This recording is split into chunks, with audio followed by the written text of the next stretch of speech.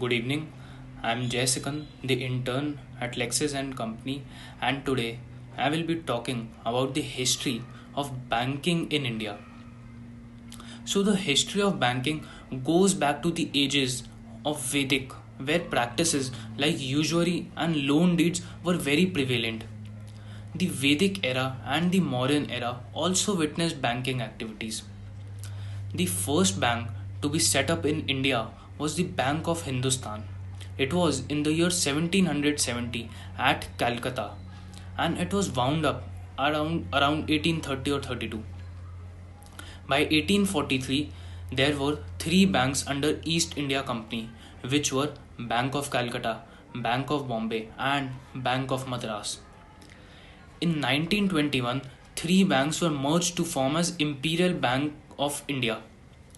In 1955, the Imperial Bank of India was no longer a private entity as it was nationalized and renamed as State Bank of India. The State Bank of India is the oldest bank in India. So now the evolution of banking law in India, how it evoluted with time. So first the Indian banking system has evolved from a caterpillar to a butterfly in the last 2 centuries. In the ancient times, banking was mainly handled by businessmen such as Sharovs, Mahajans, Seths, and Shakurs. They performed the usual function of lending money to traders and craftsmen, and sometimes placed their funds at disposal of the war chest. So now this was the old history. The modern day history, the modern banking started around last decade of 18th century with the General Bank of India and Hindustan Bank coming into existence. Then after later three bank presidency were made of which were Bank of Madras, Bombay and Calcutta. The Presidency Bank acted as Kasi central banks for quite a while.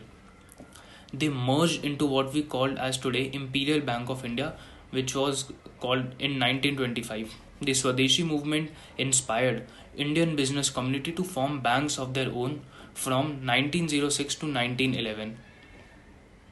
A number of banks established then, and they have still been managing somehow to survive till date, which includes Canara Bank, Indian Bank, Bank of Baroda, and Central Bank of India, and more banks. So, a landmark event which marks the evolution of banking happened in 1934 when a decision to set up Reserve Bank of India was taken. It started functioning in 1935. RBI has since then been the central bank of the country and the regulator of banking sector. It derives its power from RBI Act as we all know about. The two other major events in the modern banking era are the nationalization of 14 largest commercial banks in 1969 through the Banking Companies and Acquisition of Transfer Undertaking Ordinance, which was in 1969. Later, around four banks were merged, taking this count to 20. At this point, more than 90% of banking business in India was controlled by Government of India. Post the government liberalization, policies host a private player entered into the Indian banking market, where RBI made sure that they being closely watched and strictly regulated. Further, there were regular checks on the compliance of various guidelines of any irregularities, and it would have been lead to disqualification of their licensing. So RBI today is the central bank of the country. RBI has started its operation as a private shareholder bank. It replaced the Imperial Bank of India and started using currency notes, acting as banker to the government. RBI covered all the undivided India in order to make policies that were consistent with both RBI and with government's agenda. The government nationalized RBI then after immediately after the independence of the country. From 1st January of 1949, RBI started functioning as a state control and central bank. India also enacted Banking Regulation Act in 1949. to streamline the functioning of commercial banks till today. So, talking about RBI, RBI has three functions. First is that it is the regulator of banks. Second, it is the banker to the government. And third, it is bankers bank. Now, talking about the functions of Reserve Bank of India.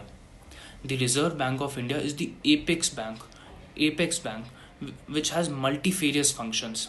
It derives its power from Reserve Bank of India Act 1934.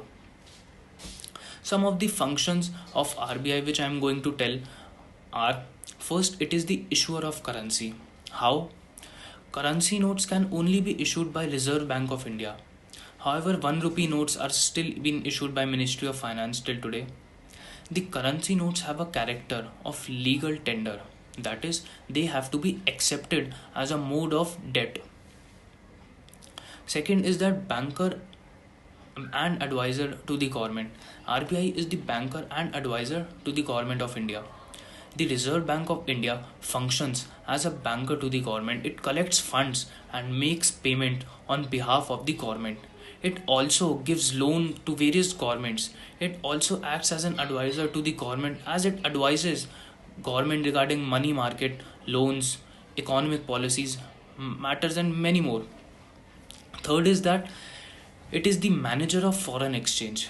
How? The Reserve Bank manages foreign exchange. It aims to facilitate foreign trade and payment and also establish a well developed foreign exchange market in India. The fourth function is that RBI is the controller of money and supply of credit. It is also called as controller of money supply and credit.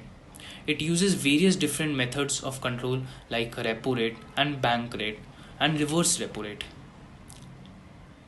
So at last, I would like to end for today. Thank you.